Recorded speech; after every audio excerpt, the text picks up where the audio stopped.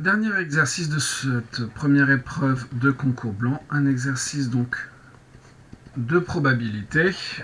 On a des boules, 2 bleus, 2 rouges, 2 jaunes, on fait des tirages 2 par 2. Si les boules sont de la même couleur, on les sort de l'urne. Si les boules sont de couleurs différentes, on les remet dans l'urne. Grand X, c'est le nombre de tirages pour vider complètement l'urne. Évidemment, c'est une variable aléatoire. Grand Y1, c'est la variable aléatoire qui donne le nombre de tirages nécessaires pour obtenir la première fois une paire de boules de même couleur. Y2, la deuxième boule de même couleur. Et donc à partir de là, le nombre de tirages supplémentaires, on va dire ça comme ça, qui nous permet d'obtenir la deuxième paire de même couleur, et Y3, même chose, le nombre de tirages supplémentaires qui nous permet d'obtenir les 2 dernières boules de même couleur. Montrer que Y3 ne peut prendre qu'une seule valeur. C'est la première question. Une fois qu'on a tiré les 2 boules, eh bien, une fois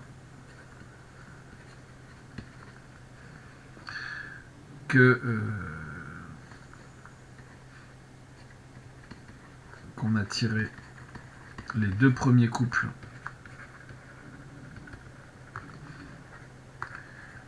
de boules de même couleur,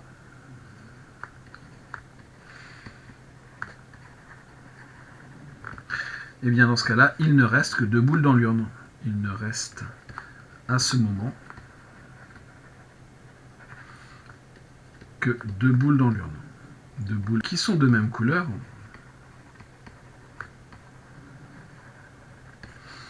Dans l'urne. Donc il ne faut qu'un seul tirage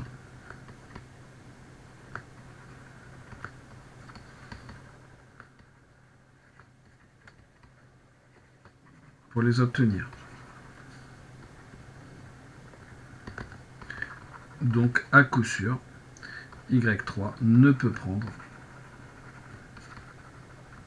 que la valeur 1.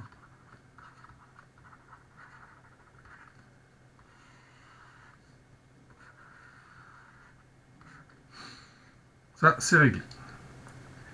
Question 2. La loi donc de Y1. Calculer la probabilité d'obtenir une paire de boules de même couleur au premier tirage. Bon. Que faut-il? Eh bien, on choisit au hasard 2 boules. Parmi, eh bien, il y en a 6, par 6. Il y a donc 2 parmi 6, c'est-à-dire factoriel 6 sur factoriel 2, factoriel 4, c'est-à-dire 6 fois 5 divisé par 2, c'est-à-dire 3 fois 5, c'est-à-dire 15. Tirage possible.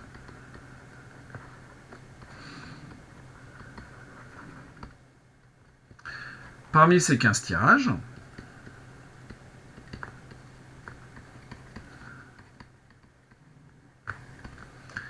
un seul donne 2 bleus. On va tirer les 2 boules bleues. Un seul donne 2 rouges. Et un seul donne 2 jaunes. Donc 3 tirages au total.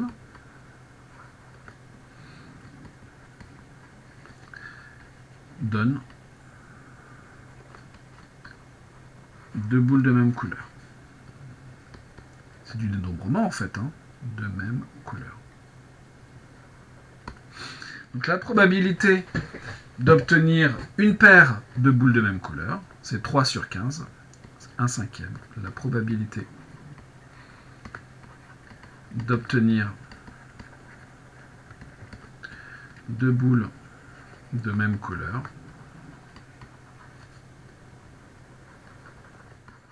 est de 3 sur 15, c'est-à-dire une chance sur 5.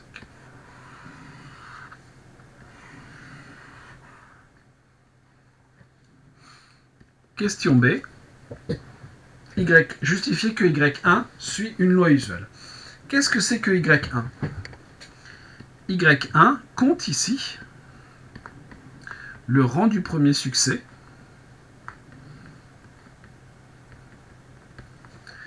lors de répétitions identiques, puisque en fait, tant qu'il n'y a pas de succès, on ne modifie pas la composition de Burn, lors de répétitions identiques et indépendantes,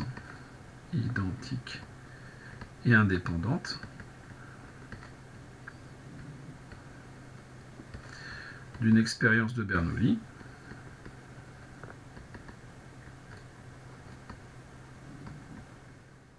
dont le succès est de tirer deux boules de même couleur.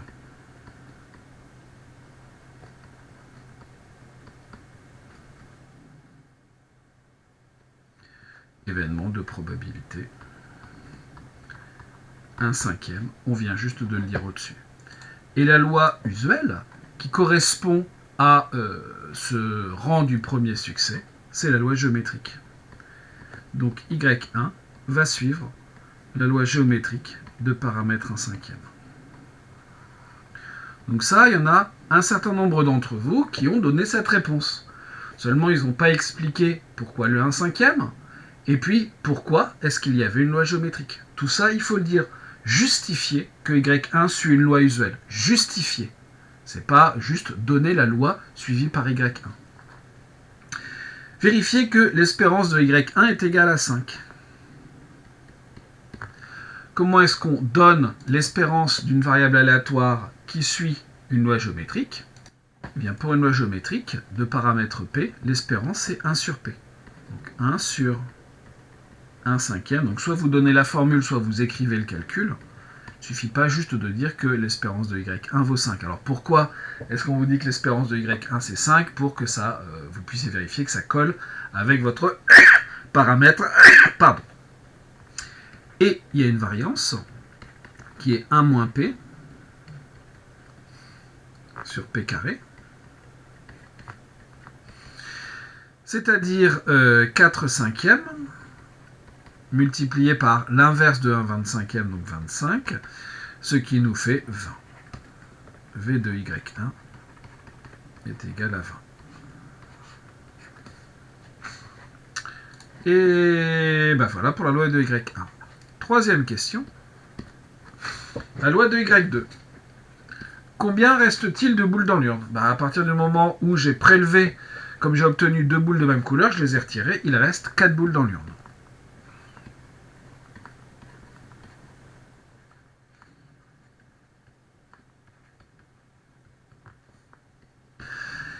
Quelle est la probabilité d'obtenir une paire de boules de même couleur ? Eh bien, il y aura deux configurations donnent deux boules de même couleur.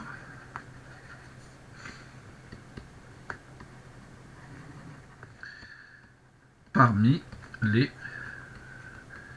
2 parmi 4, ce qui nous fait factoriel 4 sur factoriel 2, c'est-à-dire 4 fois 3 sur 2, 2 fois 3, 6 tirages possibles. La probabilité est donc de 2 sur 6. On préférera bien sûr écrire un tiers.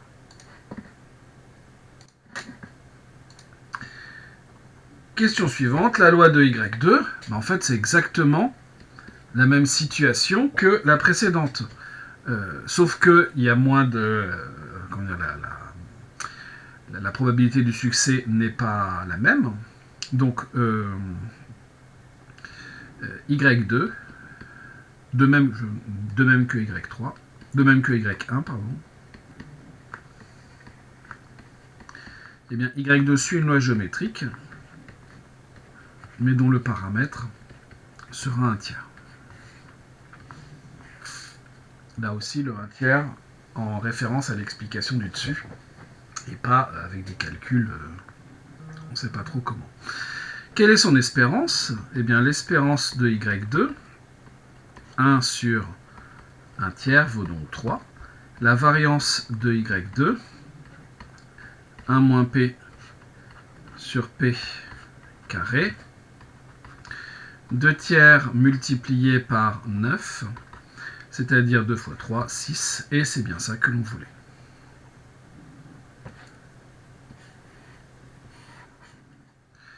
Question 4. La loi de x. Quelle relation lie y1, y2, y3 à x? Eh bien, y1 vous donne le nombre de tirages pour avoir les deux premières boules de même couleur. y2 vous donne le nombre de tirages pour avoir les deux deuxièmes boules de même couleur. y3 les trois dernières. Eh bien, une fois que vous avez compté le nombre de tirages que vous avez eu pour obtenir la dernière paire de boules, en fait, vous avez vidé l'urne. Donc ça, c'est x.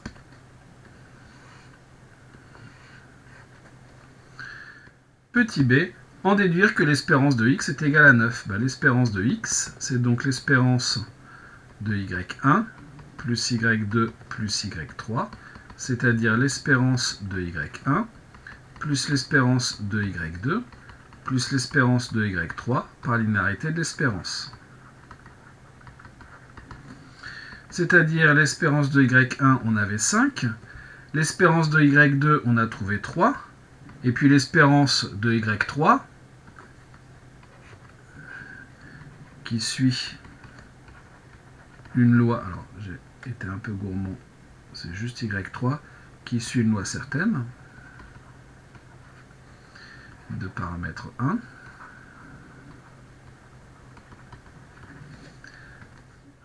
Une espérance qui vaut 1. 5 et 3, 8 et 1, 9. La question C, D et ainsi de suite, on rentre dans des questions un peu plus intéressantes.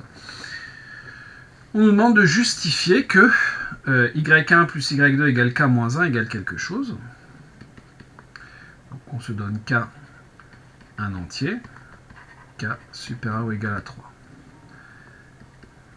Qu'est-ce que c'est que y1 plus y2 qui vaut k moins 1? Et bien pour ça, on va regarder toutes les possibilités qui donnent le fait que y1 plus y2 soit égal à k moins 1. Donc on va avoir quoi? En fait, on peut dire que y1 vaut au minimum 1. Donc si y1 vaut 1, vous avez forcément y2 qui va être égal à quoi? Comme la somme doit faire k-1, ici il vous faut k-2. Ça vous donne y1 plus y2 est égal à 1 plus k-2, ça vaut bien k-1. Bon. Mais il y a d'autres possibilités.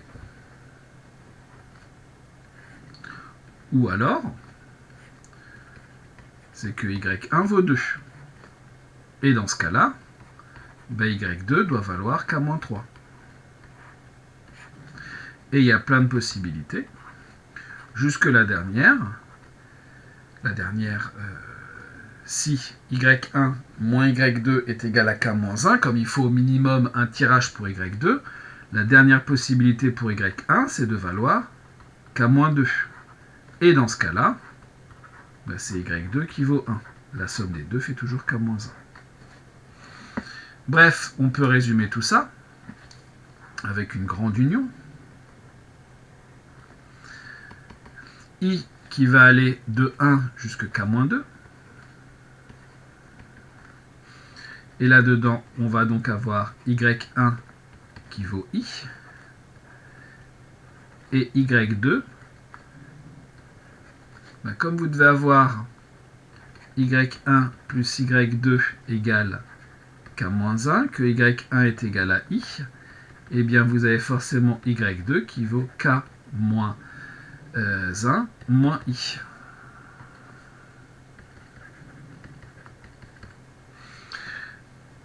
Et voilà pour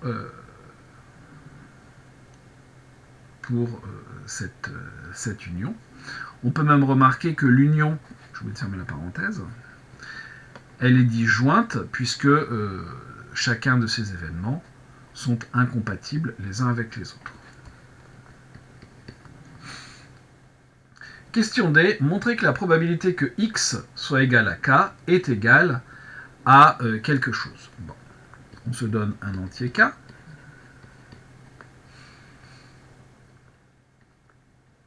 À n, k supérieur ou égal à 3.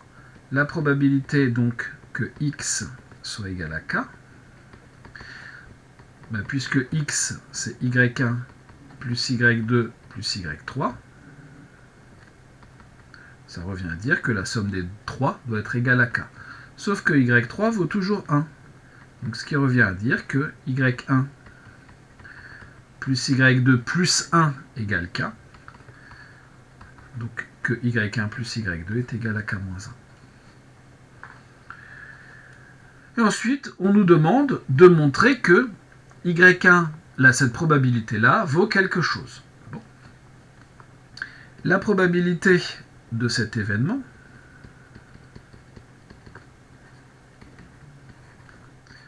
c'est la probabilité de l'événement qui a été décrit au-dessus.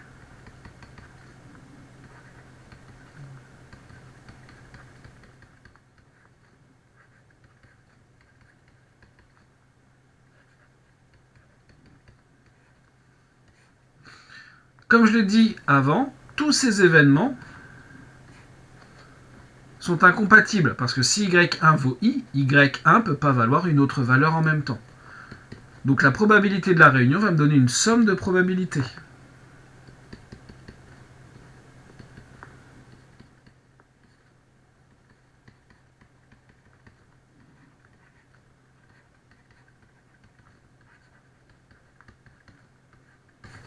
Par incompatibilité.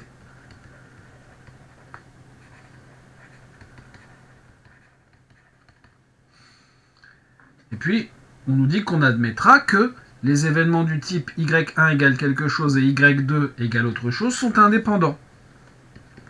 Et donc je vais donc avoir la somme pour i allant de 1 à k-2 des probabilités d'avoir y1 qui est égal à i, multiplié par la probabilité que y2 soit égal à autre chose. Enfin, je dis à autre chose, ça pourrait être la même valeur en fait, hein. C'est pas interdit dans l'énoncé puisqu'on nous dit pour tous entiers i et j. Ici je vais avoir ça par indépendance.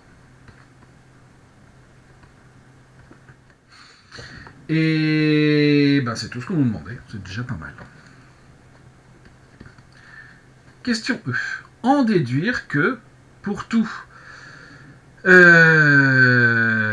entier k supérieur ou égal à 3, la probabilité que x soit égal à k est égale à quelque chose, ben, très bien. Soit k1 entier supérieur ou égal à 3. La probabilité que x soit égal à k, d'après ce qui précède, c'est la probabilité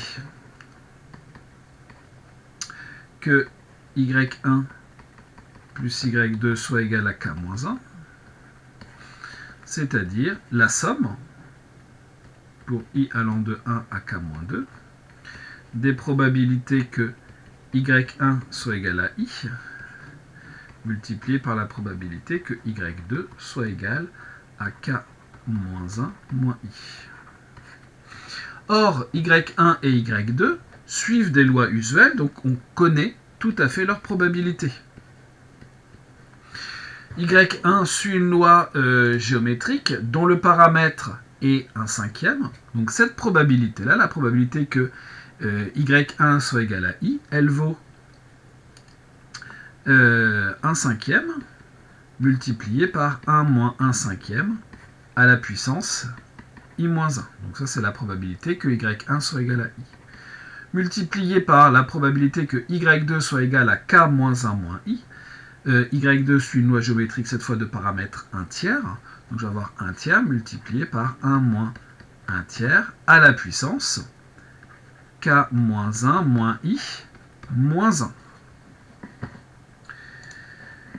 Et voilà. Donc on va avoir un cinquième et un tiers. Je vais pouvoir les sortir par linéarité. Donc je vais avoir un quinzième en fait. Multiplié par la somme pour i allant de 1 à k-2. 1 moins 1 cinquième, ce qui va me donner 4 cinquièmes. À la puissance i-1. Et ici, je vais avoir 2 tiers. À la puissance k-2 moins i. Et maintenant, il va falloir que l'on travaille avec ça.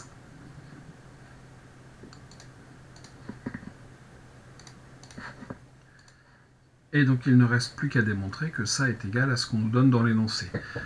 Alors, ça ressemble certes à de la loi, une somme géométrique, mais pas tout à fait. Donc, on ne peut pas utiliser des formules qu'on connaît. Le seul moyen pour mettre en lien deux formules, ça reste le raisonnement par récurrence. Donc, montrons par récurrence.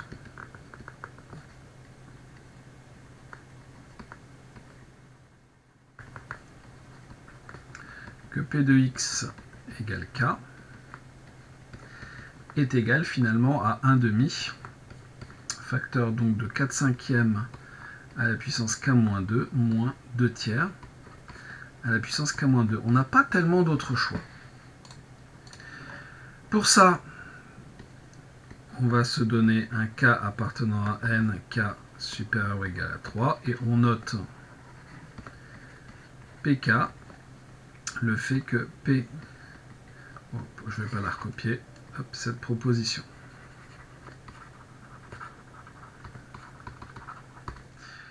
Pour K égale 3,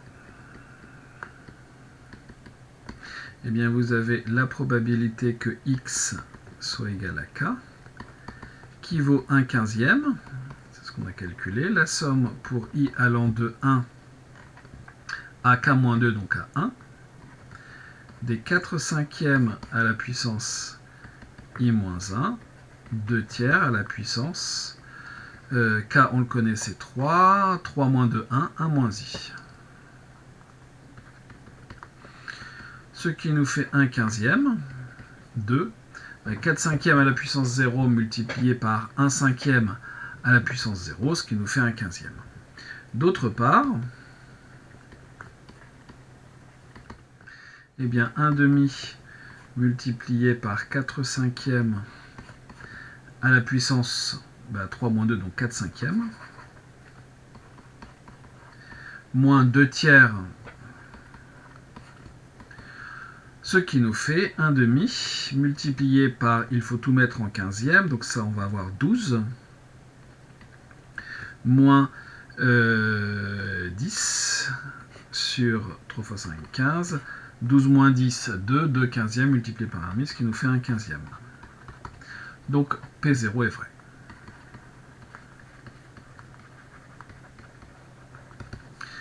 On se donne un entier K appartenant à n, K supérieur ou égal à 3, tel que, alors ici j'ai mis P0, mais c'est P3, tel que PK est vrai.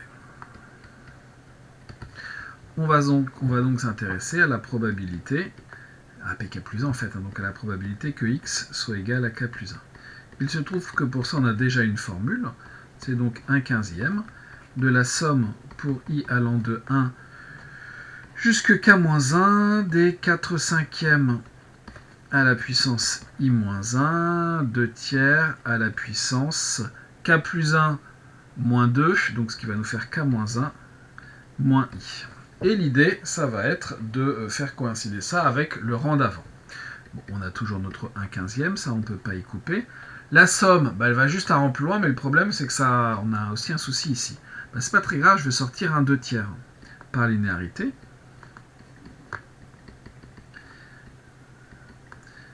J'ai toujours mes 4 cinquièmes à la puissance i-1 et 2 tiers à la puissance k-2 moins i cette fois. Donc là, ce qu'il y a dedans, c'est bon, il y a juste le K-1 qui va un rang trop loin, mais ça, c'est pas très grave. On peut faire de l'associativité, donc je vais mettre ici par linéarité.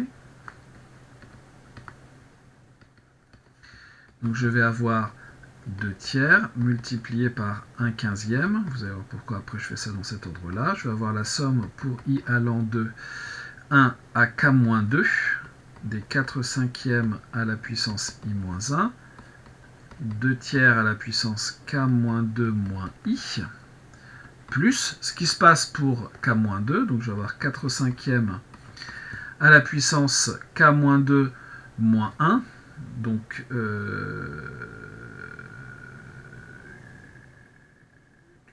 non, faut que c'est le k-1, donc k-1 moins 1, k-2, et 2 tiers à la puissance k-2 moins k plus 1, c'est-à-dire à la puissance moins 1. Pourquoi est-ce que j'ai mis le 1/15 là? Eh bien, vous allez voir, donc 2 tiers. Le 1/15, il va être ici. Et donc, je vais avoir multiplié par 1/15 de la somme pour i allant de 1 à k-2 des 4/5 à la puissance i-1, 2 tiers à la puissance k-2 moins i. Et ça, c'est notre hypothèse de récurrence. Plus 2 tiers fois 2 tiers à la puissance moins 1, ça s'en va, et donc je vais avoir 1/15 de 4/5 à la puissance k-2. Et ça, ce morceau-là, il est égal à 1/2 de 4/5 à la puissance k-2 moins 2 tiers à la puissance k-2 par hypothèse de récurrence. Et donc, qu'est-ce que l'on va avoir? On va avoir 1/2, facteur 2, 2 tiers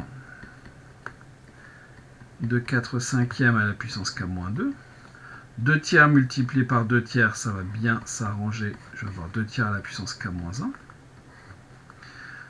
Plus, alors, on va mettre ça comme ça.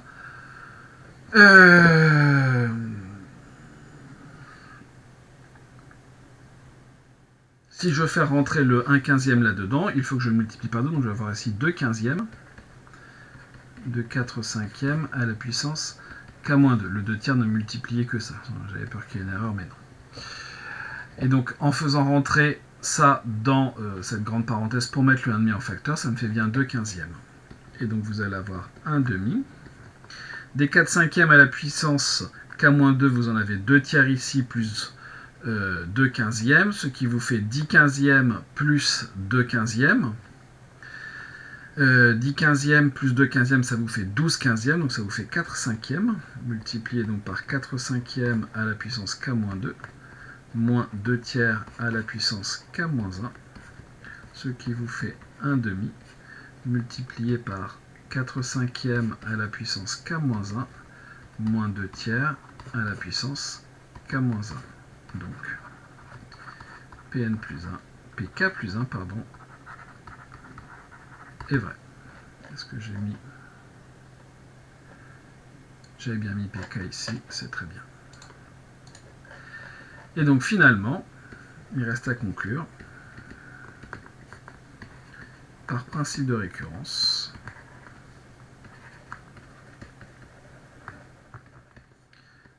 Pour tout cas appartenant à n, k supérieur ou égal à 3, la probabilité que x soit égal à k s'écrit comme étant 1/2, multiplié donc par 4/5 à la puissance k-2, moins 2 tiers à la puissance k-2.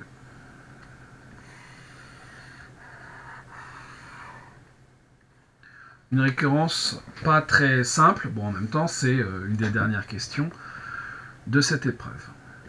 Question F, x admet-elle une espérance? Si oui, la calculer. Déjà on peut remarquer que x de oméga, au minimum il nous faut 3 tirages, hein. Donc ça c'est en fait n. Privé 2, alors n étoile, privé de 1 et 2, en gros vous avez tous les entiers.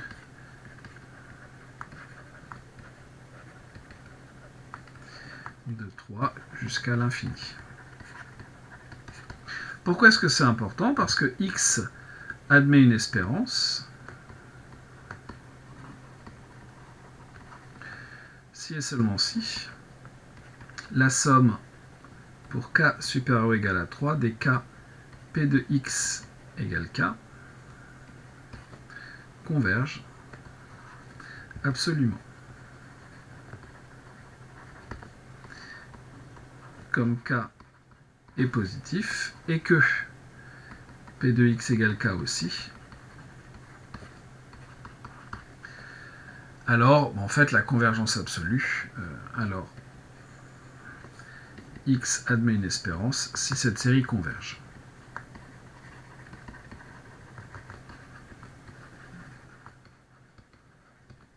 Converge simplement entre guillemets. Donc on va s'intéresser à la somme pour k plus grand que 3 des k p de x égale k, c'est-à-dire la somme pour k supérieur à 3 des k multiplié par 1 demi de 4 cinquièmes à la puissance k-2 moins 2 tiers à la puissance k-2. C'est-à-dire la somme pour k supérieur à 3 des 1 demi multiplié donc par k 4 cinquièmes à la puissance k-2, ça comme ça, hop, moins 1 demi k 2 tiers à la puissance k-2.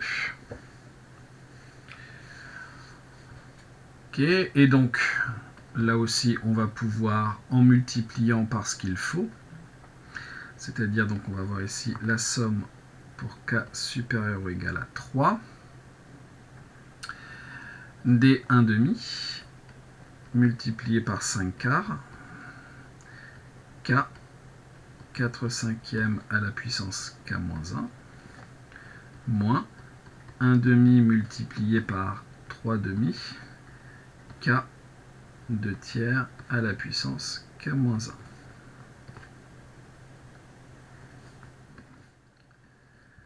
Or, les séries somme des k 4 cinquièmes à la puissance k-1 et somme des k 2 tiers à la puissance k-1 convergent en tant que série géométrique dérivée.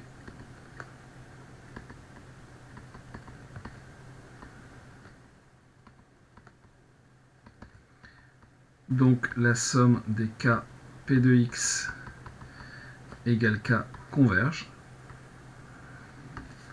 X admet une espérance.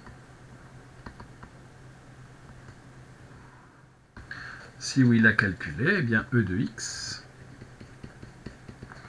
sera donc la somme pour k allant de 3 à plus l'infini des k p de x égale k, c'est-à-dire par linéarité. Donc on va avoir 1 demi multiplié par 5 quarts, c'est-à-dire 5 huitièmes de la somme pour k allant de 3 à plus l'infini des k 4 cinquièmes à la puissance k-1 moins 3 quarts de la somme pour k allant de 3 à plus l'infini des k 4, c'est pas 4 cinquièmes ici, pardon, c'est 2 tiers à la puissance k-1. On aura donc 5 huitièmes de. Cette somme-là, elle vaut 1 sur 1 moins 4 cinquièmes au carré, mais attention quand elle part de 1. Donc moins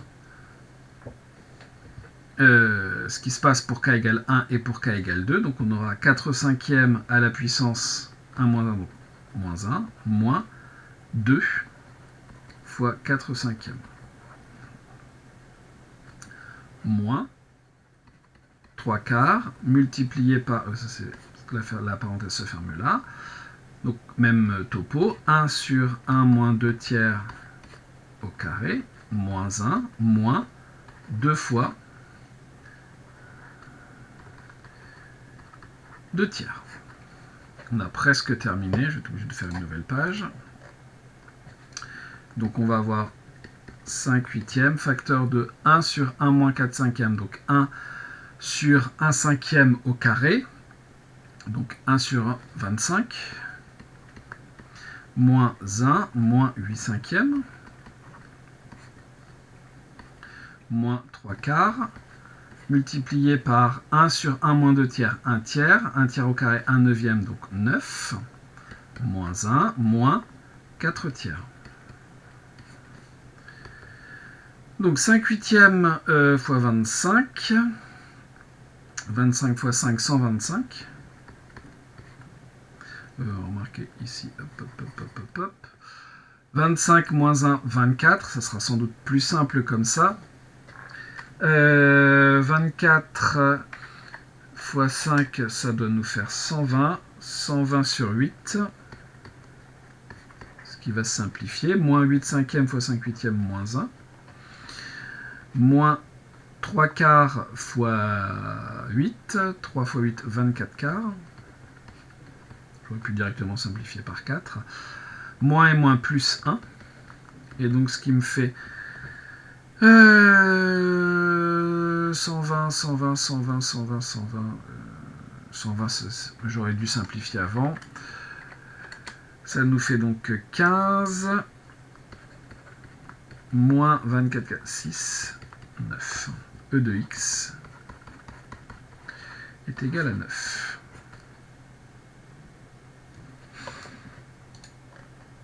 C'est d'ailleurs ce que l'on avait trouvé à la question 4b.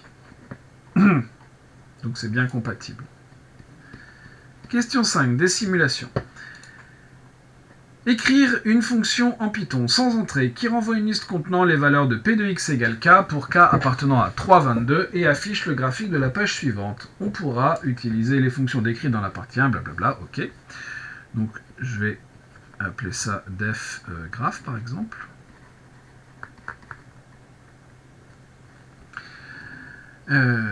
Très bien, p de x égale 3, donc je vais appeler, on me demande de faire une liste. Donc je vais appeler petit p la première probabilité. Alors en fait on pourrait faire mieux parce que comme on va tout stocker, c'est pas la peine de tout recalculer et d'utiliser une variable à côté. On pourrait affiner mais on va pas le faire. P de x égale 3, on l'a calculé là, ça nous fait un 15e.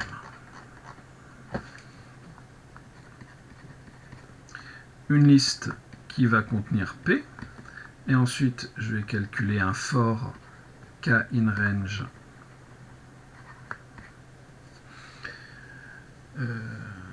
Bon, remarquez qu'on a directement une formule, donc on n'a même pas besoin de s'embêter à ça.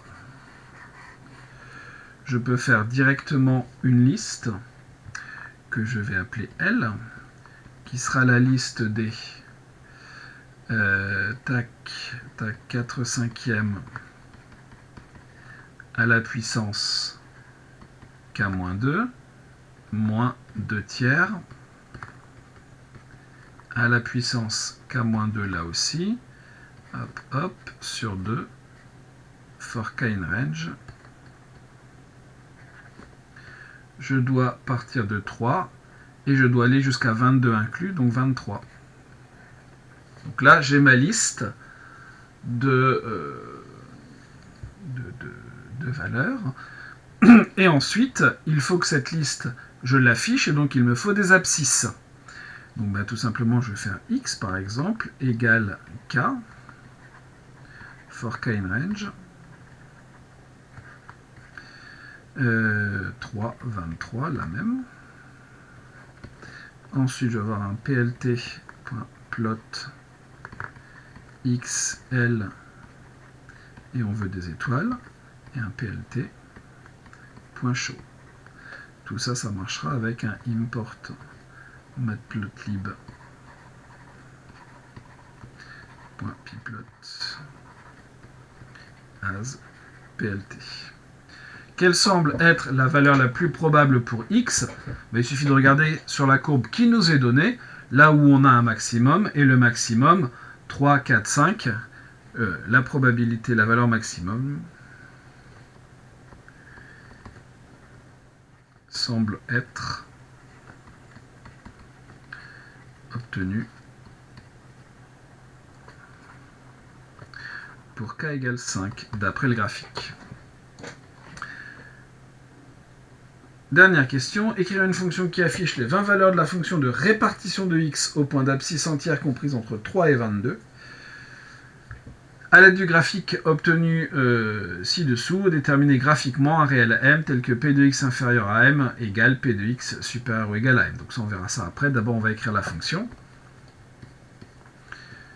Def, je l'appellerai répart par exemple. Donc il faut afficher les 20 valeurs de la fonction de répartition. Donc là, on n'a pas non plus besoin de ça finalement. Hein. Comment est-ce qu'on va afficher notre fonction de répartition? On va tout simplement cumuler petit à petit les valeurs qui nous sont demandées. Donc je vais mettre ici P égale au départ un 15e par exemple. Ma liste L, est-ce que je suis obligé de faire un 15e? On va faire une somme, je vais mettre S égale 0. Je vais faire une boucle, for k in range, comme ça on peut réutiliser ce qu'il y a au-dessus, 3, 23. Il me faut une liste que je vais mettre vide au départ. Et donc, qu'est-ce que je vais faire? Je vais faire S est égal à S plus la valeur qui m'intéresse, donc 4 cinquièmes à la puissance k-2, moins 2 tiers à la puissance k-2 sur 2, un L.append S. Donc petit à petit, les choses vont se cumuler. Quand on sort de la boucle, normalement, on a les valeurs. Il me faut toujours mon x. X égale k for k in range 3, 23. Un plt.plot x et l toujours, et un plt.show. J'ai oublié les parenthèses ici. Je remets pas le matplotlib import matplotlib.pyplot.splt que j'ai déjà mis avant. Et un réel m tel que la probabilité d'être en dessous est égale à la probabilité d'être au-dessus. On peut remarquer que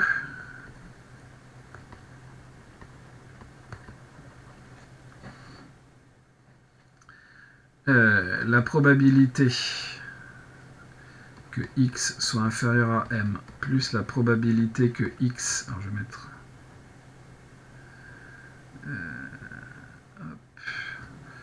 supérieur à m plus la probabilité que x soit égal à m,